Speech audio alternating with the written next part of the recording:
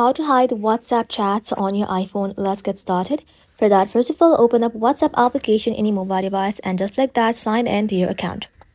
Once signed in, head over to the chat tab where you will see a list of all of your conversation. And now, find the chat you want to hide. Long press onto it until a pop-up appears. Then you will be able to find a archive option, but we're gonna skip that because archive chats are still accessible. Anyone can find them by simply tapping on the archive section and it's not very secure. So we're gonna have to tap on lock chat. Once you tap onto it, WhatsApp will automatically scan your face using the Face ID to confirm it's you. Once confirmed, that chat is hidden and locked. Nobody else can find it or access it. Now, how do you get back into your hidden chats? All you have to do is simply swipe down and you will be able to find an option that says lock chat. If you don't have that option, you may have a code that you have set earlier.